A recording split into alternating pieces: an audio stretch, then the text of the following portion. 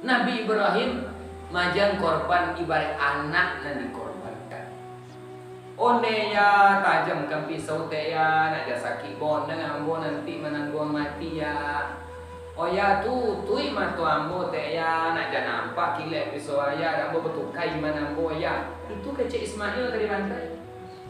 Tajamkan pisau, nah, sunat. Tu undang-undangnya wak mendobier pisau harus tajam.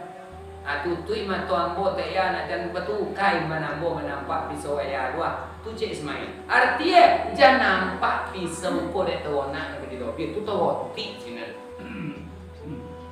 Iko ida malayo-layo bolok panjang lu. Ada bisa apa lain? Ada bisa apa lain? Nanya. Oh.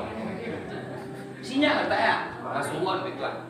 Nah digusuk-gusuk bismillah Allah akbar bismillah Allah akbar bismillah. Ala kamando biar lagi bataren betulnya Pak. Itu udah dia.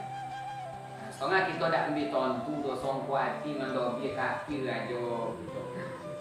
Iko Islami kok. Makhluk Allah kok.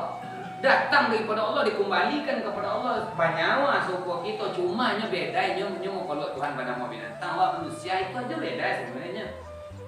Kalau lejo nama Allah jo tawati rilaen sawana untuk didobi coli kambing di muka ulah sampai haji itu mendokok aja ke tempat bantai jangan naik mana baca Allah aja kambing ke tukang bantai ya nyakaian nenek itu besok tentu daerahnya beri bantai. Bukan Allah, cuma ngecek tak kita nanti tidak. Ingin ini untuk dikorbankan sebenarnya, tapi dengan tata cara, dengan adab, dengan tertib dan dengan